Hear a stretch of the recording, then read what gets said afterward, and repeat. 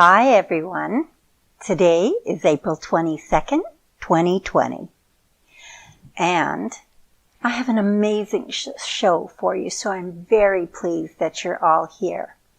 I have a number of things that I want to catch up with you on. One is thank you for your emails. They mean a lot to me, and many of you are being incredibly kind and asking wonderful questions and telling me how much you enjoyed the show.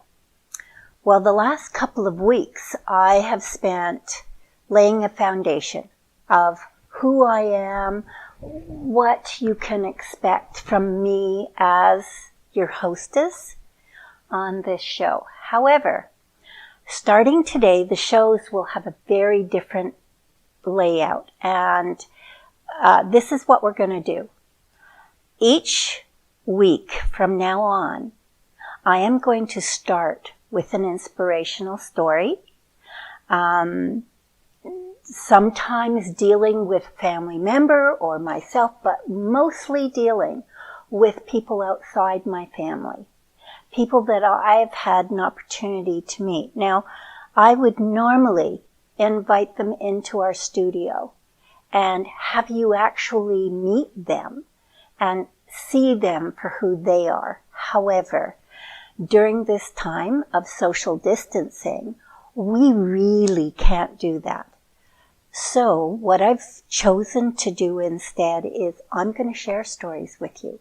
People that I've interviewed just before the show so that I've got fresh information, and I hope to inspire you. I'm also still going to share an awesome fact or definition or whatever for that week, and my favorite recipe. So, I would like to encourage you also to like, share, and subscribe. Now, I don't know how old a lot of you are, but people my age never subscribe to anything, because subscribing to something meant signing up for something that was going to cost you money. However, I just found out this week that when you subscribe to a YouTube channel that you like or show that you like, it has nothing to do with money. You do not have to pay a penny if you subscribe. What happens if you subscribe is that YouTube notifies you the next time one of our shows come up. So please subscribe. I may not have your email, or you would maybe prefer not to get so many emails from me. So this way you can be notified and check us out whenever. And I really mean that. We are recording all these shows now ahead of time for two reasons. One is your convenience. You don't have to, at 1 o'clock on Wednesday, sit down and go, okay, I've got to sit here and watch it because it's live. And we don't run into any problems with YouTube not getting it recorded afterwards and then mounting it back up, because that's what happened to our first show. Our first show was done live stream, and YouTube never did end up making it so that it was available afterwards as a recording. So that's another reason why we've gone to recording. The other reason is it's easier from this end. What happens if Wednesday 12 o'clock comes in the afternoon and my life goes to hell in a handbasket? Well, chances are I'm not going to make that show. And I'm so responsible that I don't want to let anybody down. So this way, I have 7 full days for my life to be all chaotic and get one show out instead of 1 hour to get the show out. Even though we're all kind of stuck at home, my life is crazy. And things happen because I'm a wife, a mom, a grandma. It's really things happen, right? And stuff. So, I have an inspirational story for you today. However, I want to talk about the people that I am going to be featuring on this show. They are ordinary people like you and me. They get up in the morning and they have to brush their teeth and take a shower and fix their hair and makeup and go off to work, or, whatever the normal routine is in your life, that's what it is in theirs. And actually, the whole world is filled with people like you and me that get to just be living ordinary lives.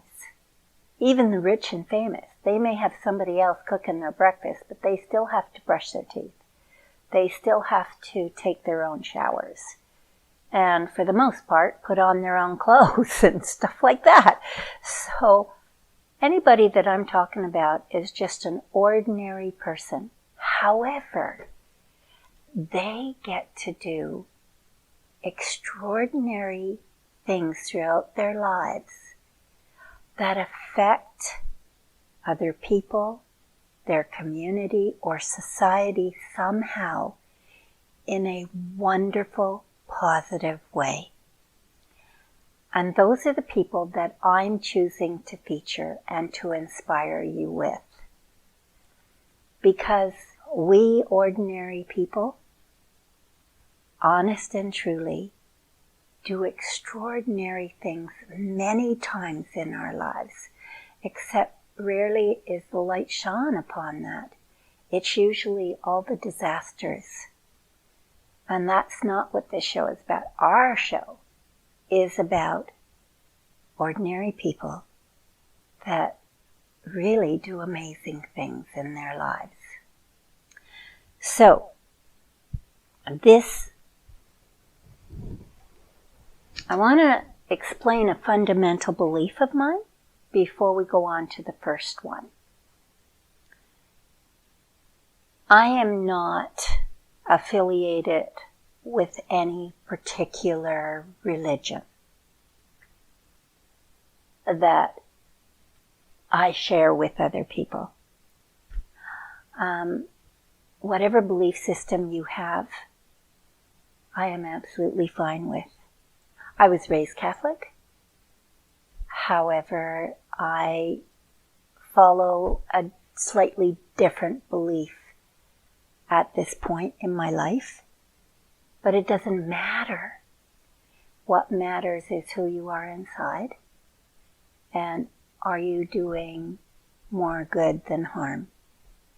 That's what counts for me.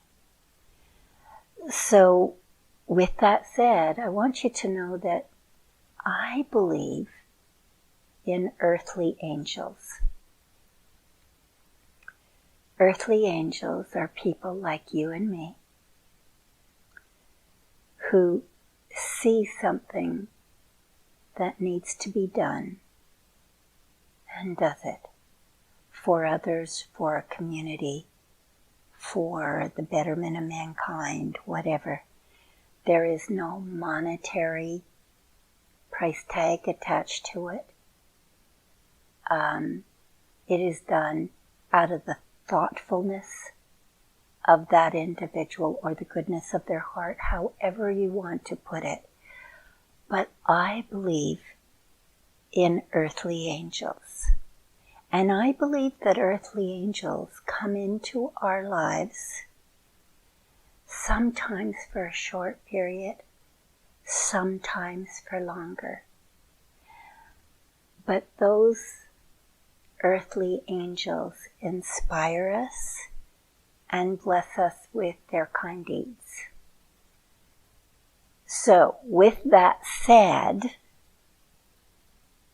I am going to talk to you about an earthly angel that happens to be in my life.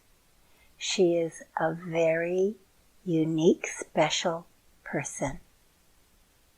She's also beautiful. Now, this young woman, at the time this picture was taken, was 26 years old, and a week later, we found out that she was pregnant with her first child. We did not know that the day that she was taken in and had these pictures done. Now, she had the picture done for, I believe it might have been a Christmas present. She wanted a professional picture so that her husband could have a beautiful picture of her to have at work in a little frame.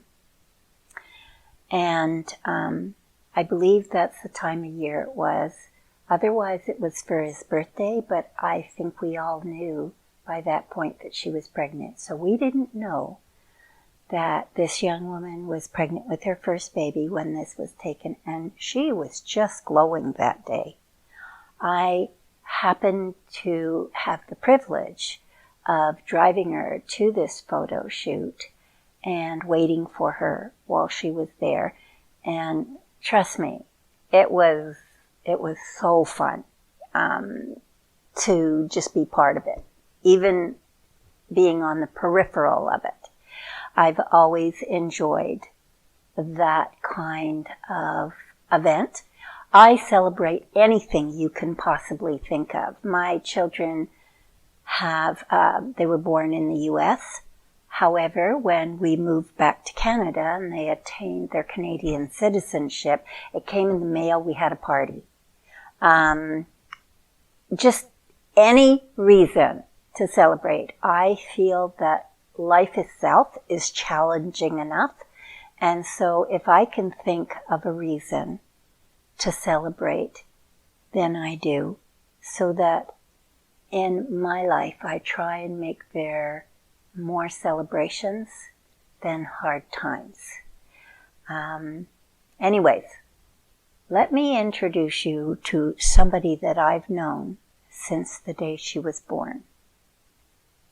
Someone that has truly, truly been a major influence in my life.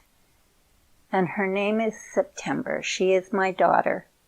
I have one daughter and two sons, who you will hear about throughout my show, not today's show, but throughout the shows that I do.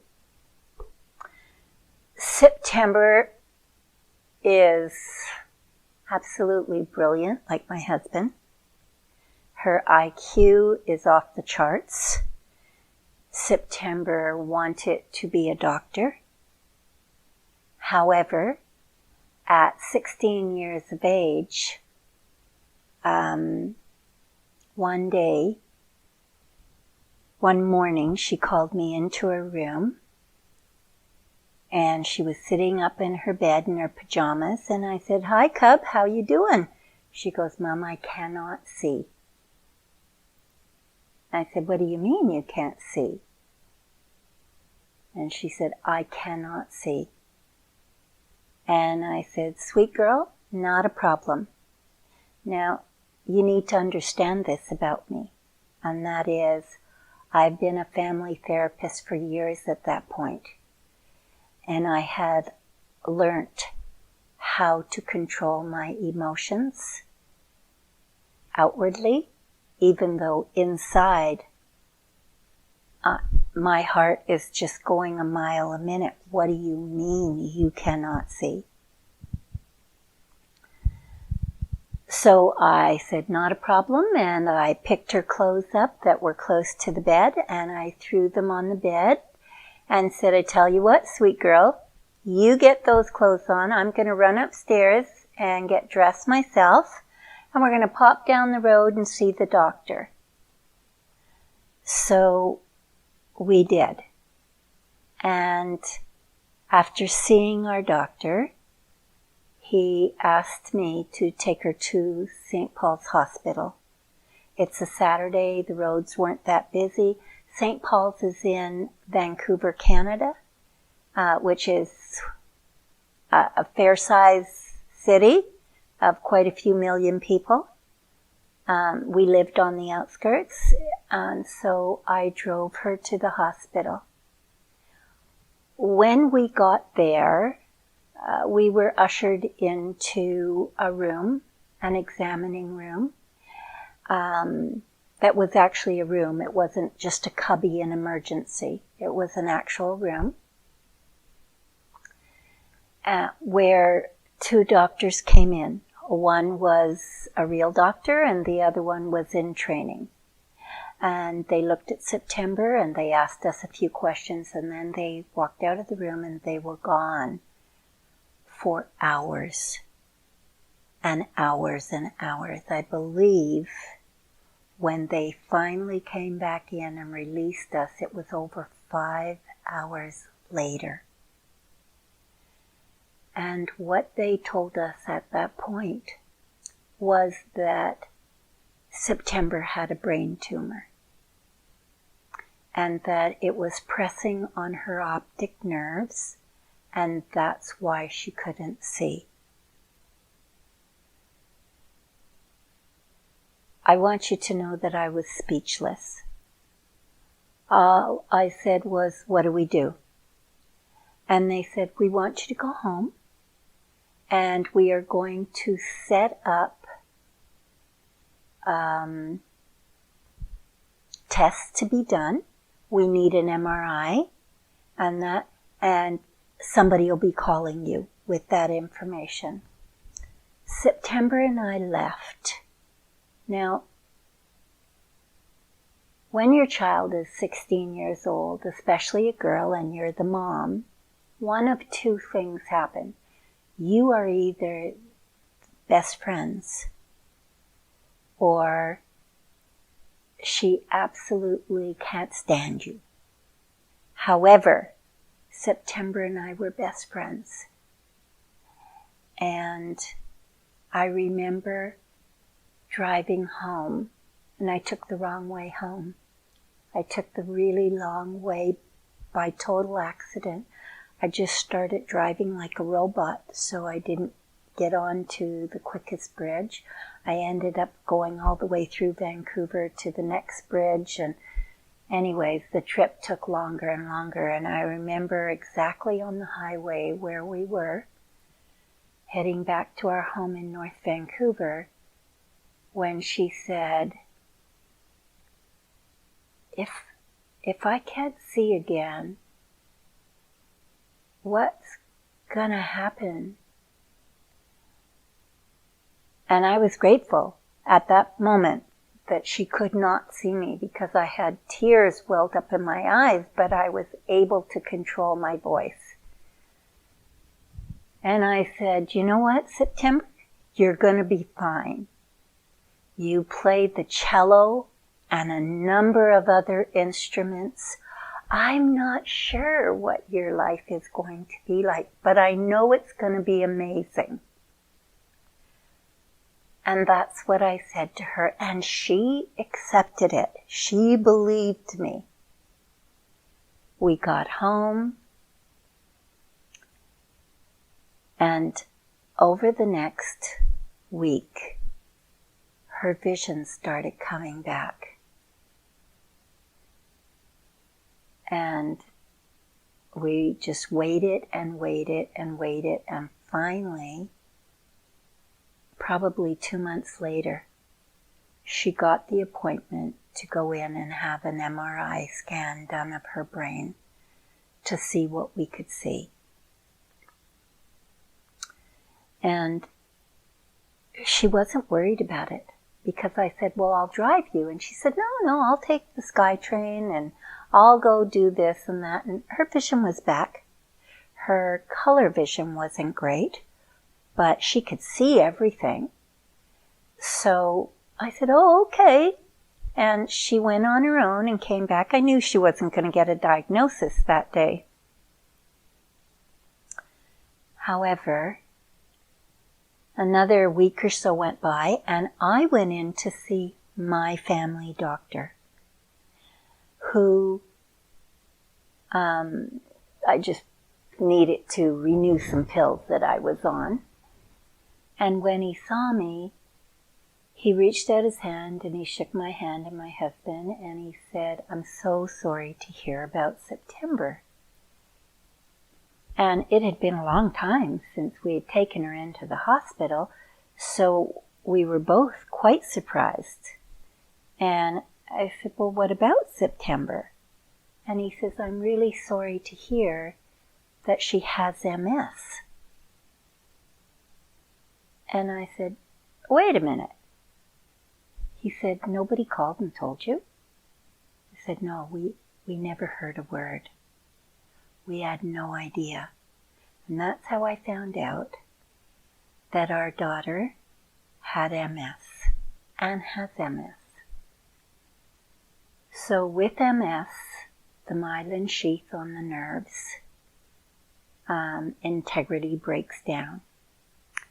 And hers was breaking down on her optic nerve. And with the MRI, they were able to see other little lesions which showed up as white specks that showed where the myelin sheath's integrity was breaking down. Now, September had a few other symptoms. Her legs felt heavy every now and then. Her lips. September played a lot of wind instruments. So if your lips aren't working right, you can't blow. However, she still blew that whatever she was playing and stuff. She never missed school. She actually graduated the youngest of her high school. She's absolutely brilliant, and even to this day is absolutely brilliant. However, now she's 40 years old. This picture was taken when she was 26, so 10 years after she was diagnosed. Her walking had absolutely been affected. She was using double crutches. Even when she got married, she was using double crutches, and I had them spray painted white to match her dress. She was and is one of the most beautiful people that I personally have the honor of knowing. Now, that introduces September. September since then has had 2 children and has moved from Vancouver to Alberta. There were many reasons for the move. However, a big one that ended up turning out in her benefit was to buy a home in Vancouver is incredibly expensive.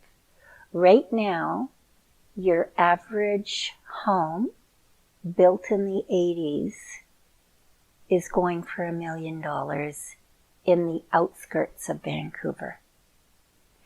So for her and her husband to be able to afford to buy a home, even with our help, their payments would have been exorbitant. However, moving to Alberta, they were able to get a 3-bedroom home with, I forget how many square feet, but I'm not kidding, their yard, the size of their yard is a mini park. It's huge. It's absolutely huge, for about $167,000. And so their payments on the house were reasonable, well under $1,000, actually under $800 a month are their payments. September cannot work outside the home. After her youngest was born, Paige, she has 2 children, Liam and Paige. At this point, Liam is 12 and Paige is 10. And September's home that they bought was built in the 1950s. It was an older home that the living room had been redone. So it had fresh paint and new carpet and was really nice. However, the kitchen was original. And I'm going to bet money that the appliances were original.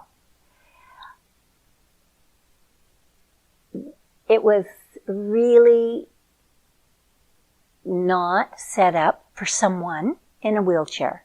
And after Paige was born, by the time she was pregnant with Paige, September was in a wheelchair and has been in a wheelchair virtually since. So I'd say it was, oh my gosh, it was 2 years ago. So September had been married 10, 11 years. They had been in Alberta for at least 5 years. By the time we realized that that house was too much for September or her husband to redo.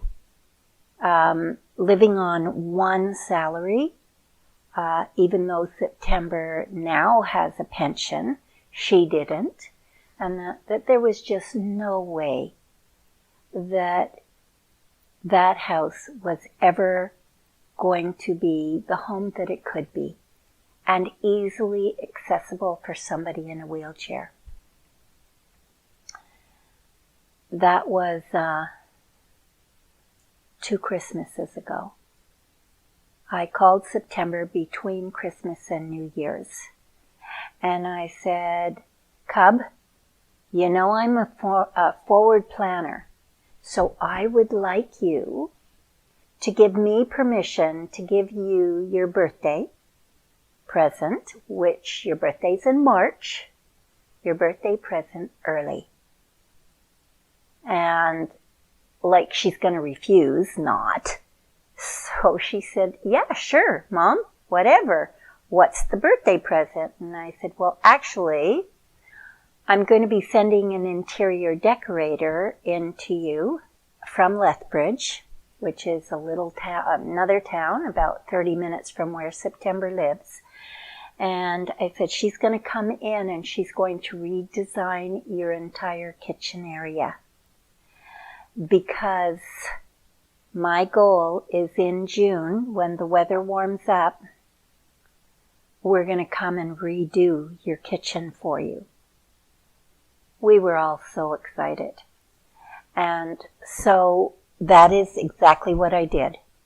I called 3 or 4 and finally found one that I felt I could work with long distance, and that would take their lead from September and find out what she really wanted in a kitchen. So while that's happening in the background, I knew that Ed and I had enough money to pay for the materials, the new appliances, flooring, everything that needed to be done. And we didn't just want to do the flooring in the kitchen. The living room was carpeted. There were like 3 or 4 different floorings throughout the house. And September didn't have easy access with the wheelchair. There were doorways that needed to be widened because in the 1950s, the doorways were really, really not even as wide as we're used to now, let alone letting a wheelchair in.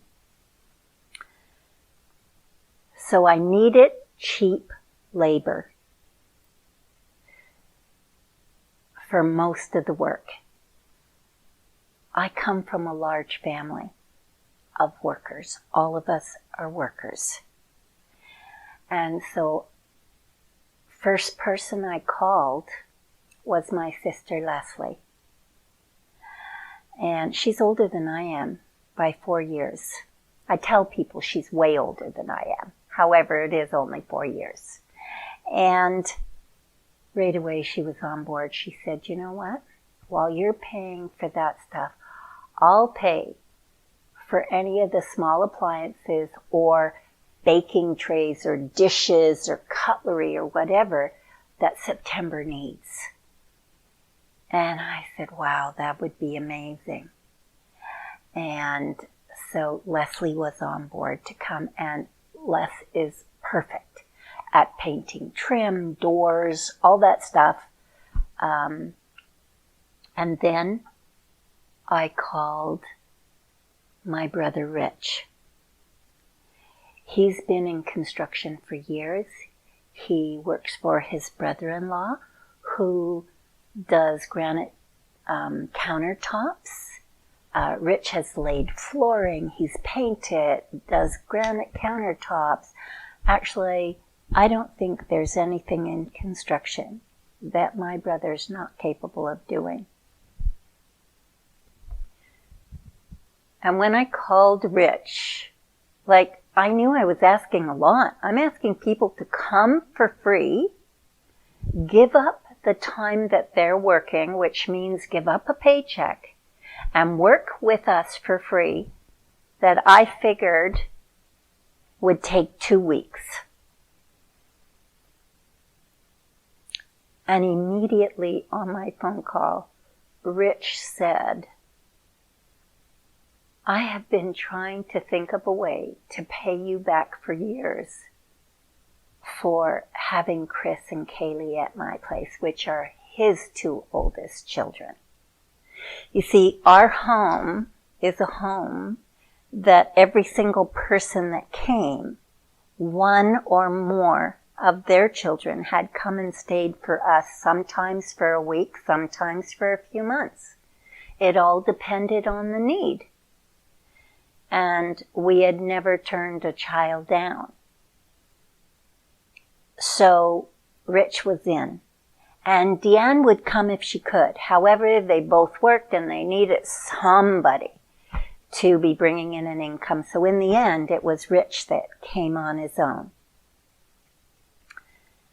And then Rich said, I'm bringing the granite for September's countertops.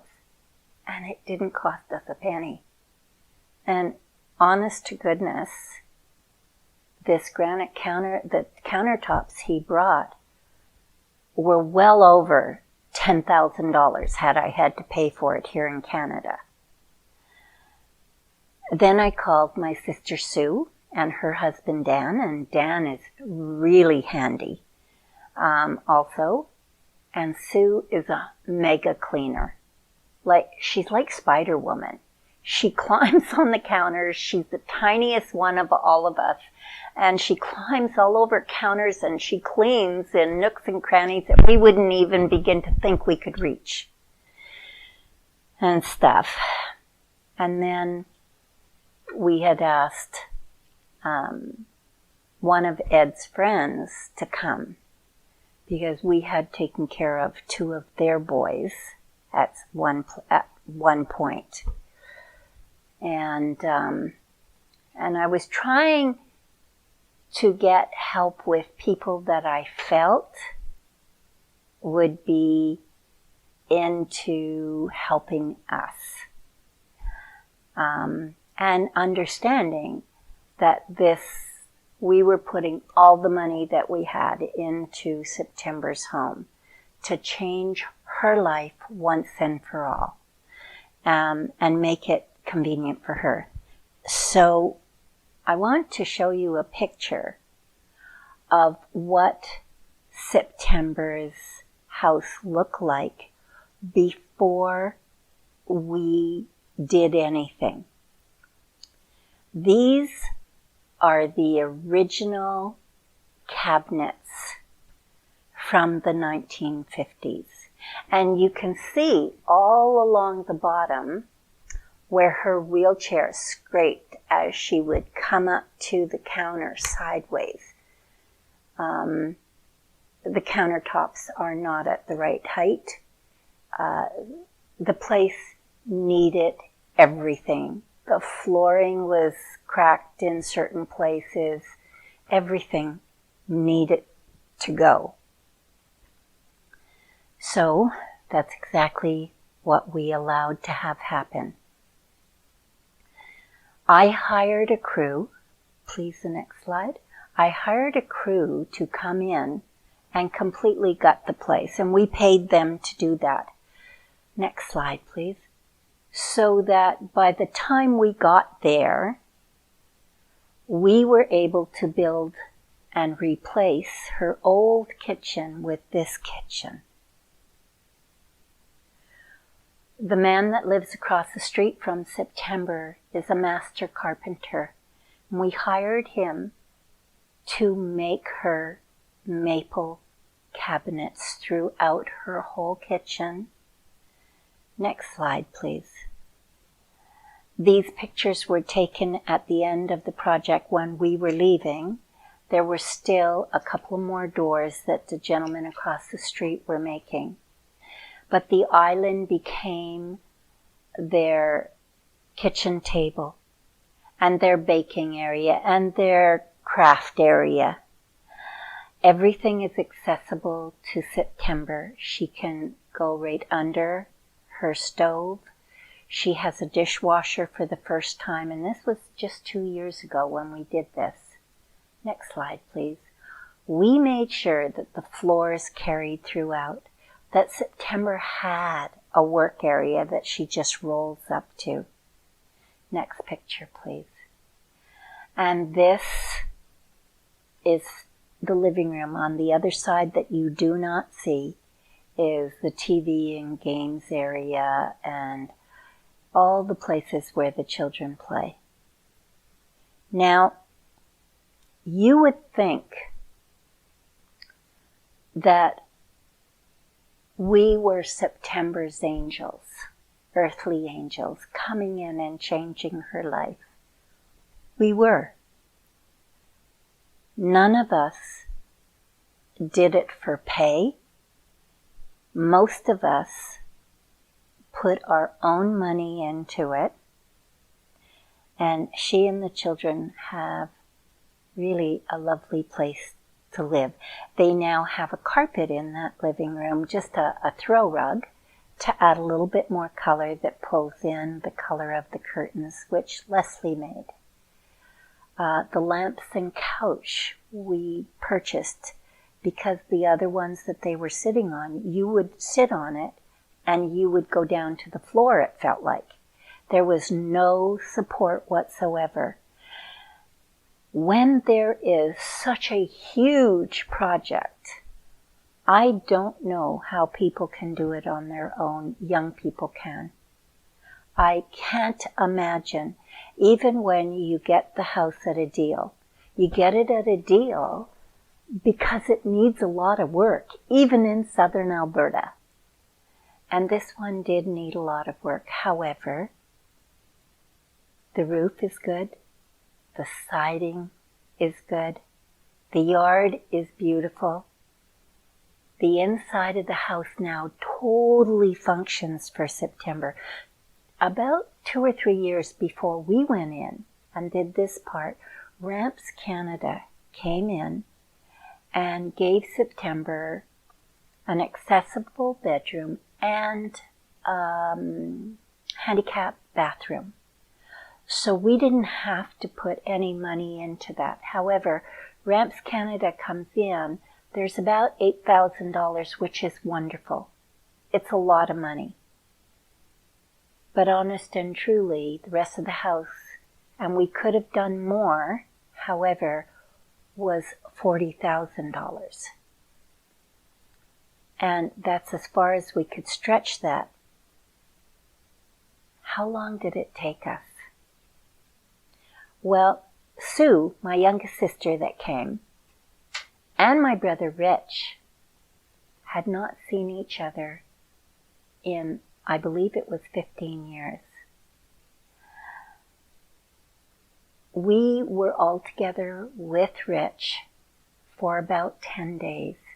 Rich living in the States, we didn't get to go visit him much. We actually had never visited him, none of us.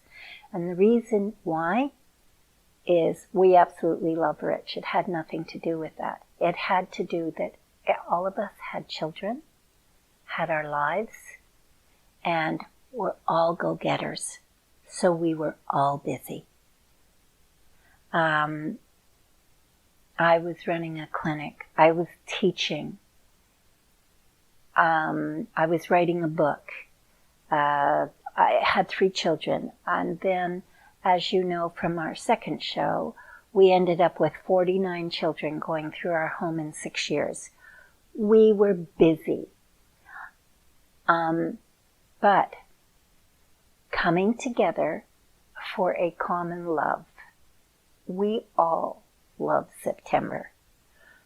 We all love each other's children. That's why they end up in our different homes. Because we care about each other.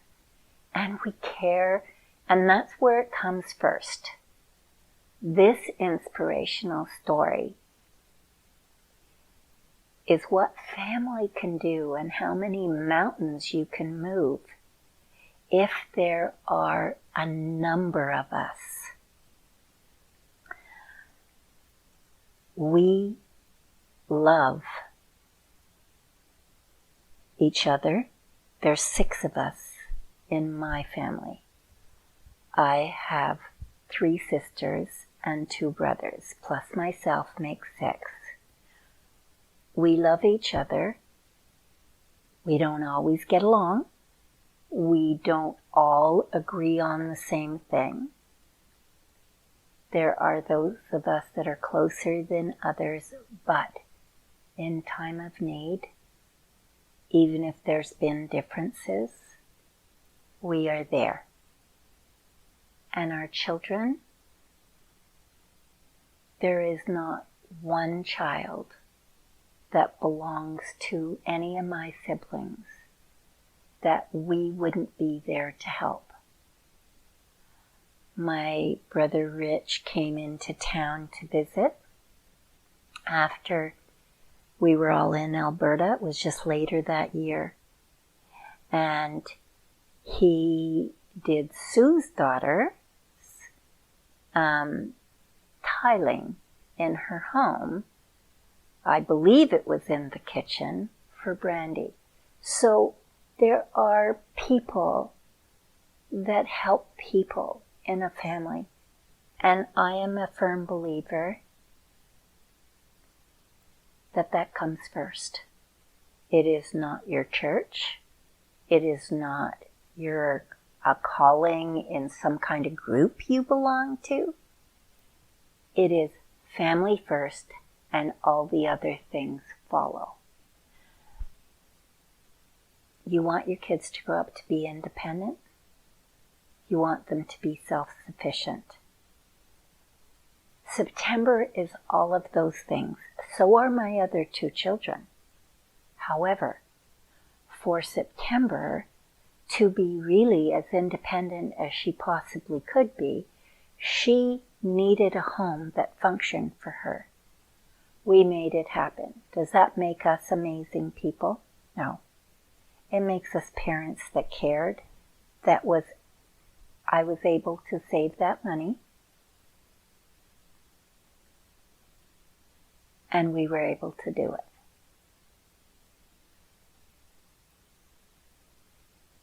Extraordinary things come from ordinary people. One of the pictures that I debated putting up and didn't was a picture of all of us that were there, plus September, her 2 children, and Rich's grandson that traveled with him for the 10 days that he was with us.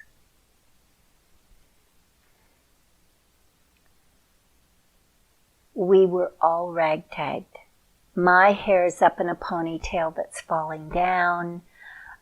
Somebody else has a bandana on their head. None of us are dressed in our Sunday best. We have paint all over our clothes. We look like a ragtag bunch, and I didn't put it up. And now I wish I had, because you know what? We had the best time. I did most of the cooking, or ordering in whatever needed to happen to make things work. Leslie, the oldest one of us, not only did she go shopping and ask September, whatever you want, She did laundry that was stacked daily as high as the washer and dryer themselves. And she would just be putting load after load in, because when the demo was done on the house, nobody had sealed it off properly, and tons of dust and construction dust and everything got into all the towels and linens and closets with clothes in them. Leslie washed every single piece of thing in that house. We had my husband and his friend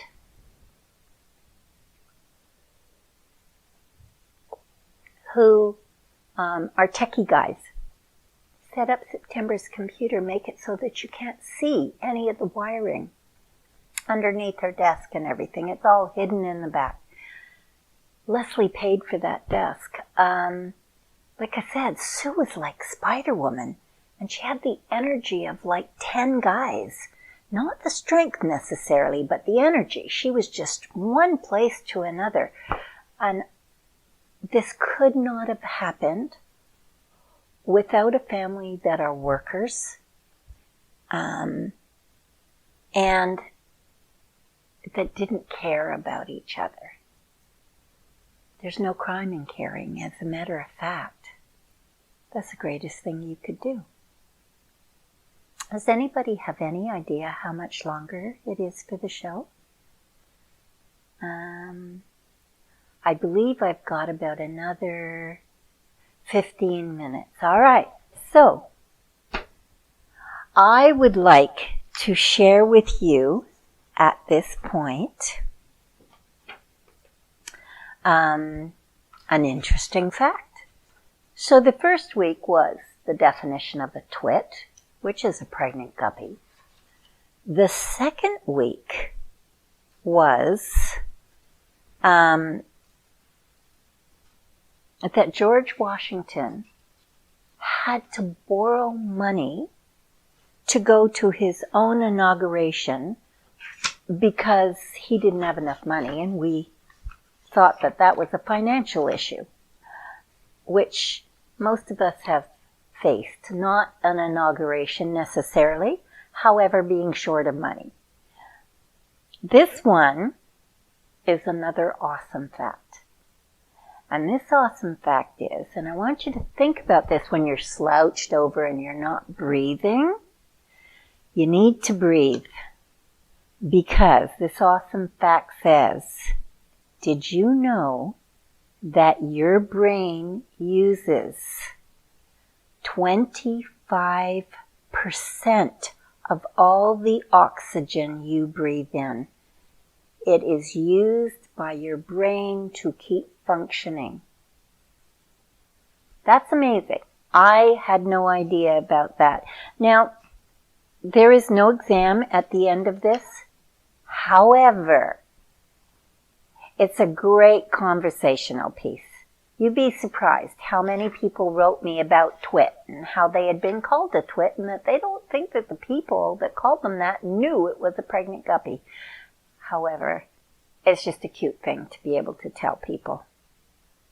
Now, what I have for you is one of the best recipes that I came up with for my oldest son's, Randy's, birthday this year.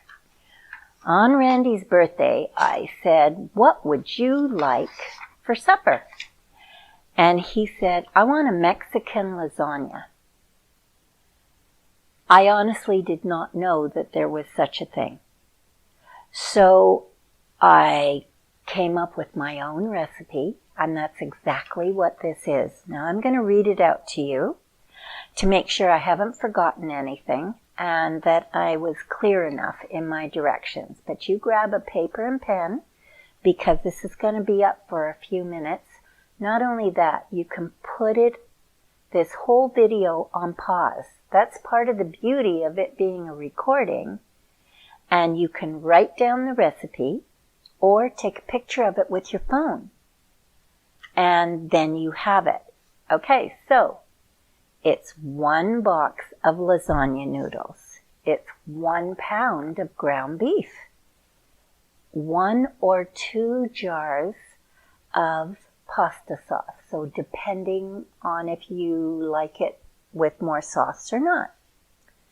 1 package of taco seasoning. And 1 package of shredded cheese. That's all you need for this. And it is so good. Everybody loved it. Cook up the ground beef in a deep frying pan and then drain off the excess grease. Put in about a half a cup of water and sprinkle in the taco seasonings over it. Let that cook down till the liquid is gone and all the beef is flavored.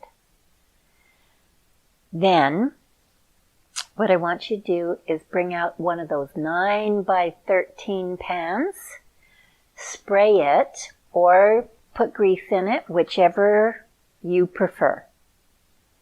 And then you start layering. Do a layer of the noodles, a layer of the meat mixture, a layer of the sauce, and then another layer of the noodles, the rest of the meat, the rest of the sauce, and then you sprinkle very generously with cheese. Put it in a 350 oven for 45 minutes. Honest to goodness, my guys went nuts. Whatever was left over was for sure gone the next day. It only tastes better the next day. And things that you can serve this with is make sure there's a bowl of salsa on the table. Make sure that there's a small tub of sour cream. Because I'm telling you, you put all those seasonings and extras on it, it is one of the best meals. Now, years ago, and I'm talking 12 years ago, one of Ed and my favorite thing to do, if not even longer than that, maybe 15 years ago, was to go to Mexico. And every time we went to Mexico, I would come home with a new recipe because I'm one of those people that's watching and going, I really like that. How'd they do that? And so I would watch. So now I didn't write this one down, but I'm going to tell you the simplest Mexican dessert that is fruit-based and wonderful. Okay, I want you to decore and peel an apple. And then I want you to slice it like a loaf of bread. So you've got decent size, but not big, thick pieces, just, a decent size of a slice of apple.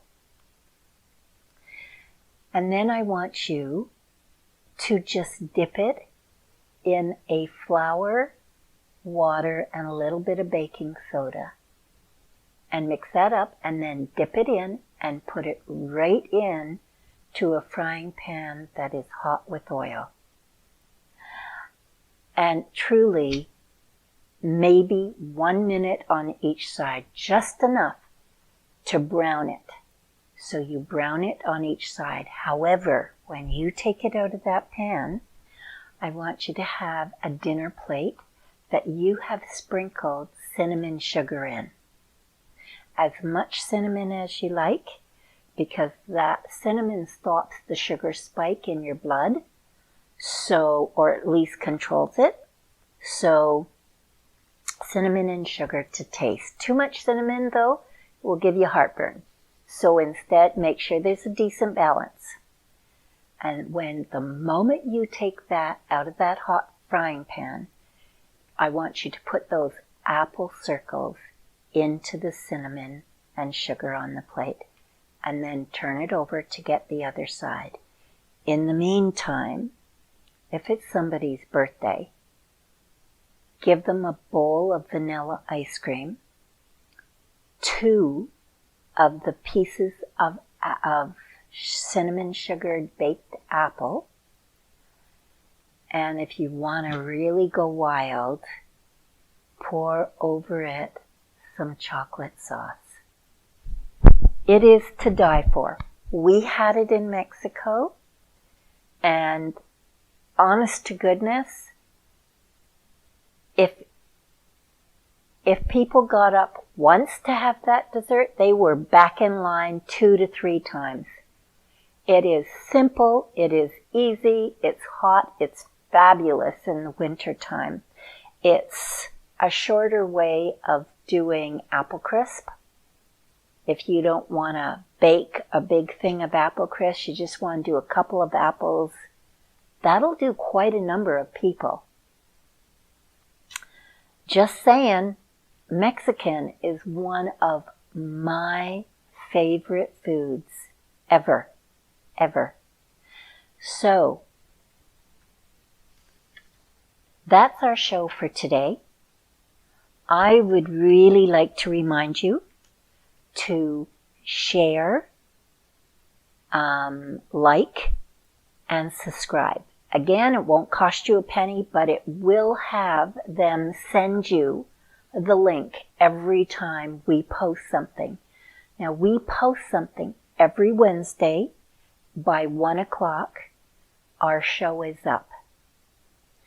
Next show, I want to entice you by telling you that it is just an ordinary person who's done extraordinary things. However, this person is deaf. Now, I happen to know a little sign language, signing. And the reason I know that is that my nephew was born deaf. And he has lived with us on and off over the last 10 years. So he's been a big part of our life. And he's an adult. He's in his 40s.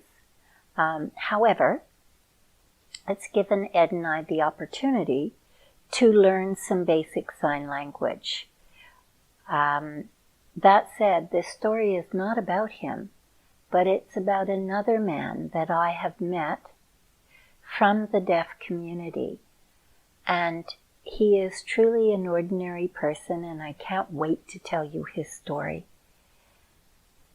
who has done things that have changed other people's lives. And that's who we are.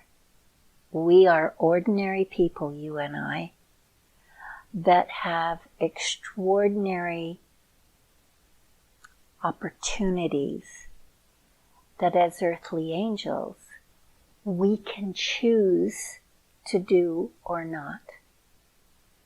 A kind deed does not go unnoticed. You may think it does, and it may go unnoticed by the person that you were doing it for, because maybe you've decided not to tell them. Just something that you do and you walk away. Those are fun. However, people in your lives will know.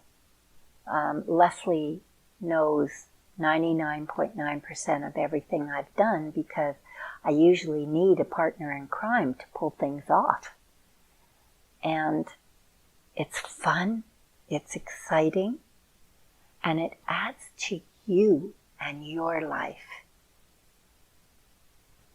I want to thank you again for tuning in. It's always my pleasure to be here.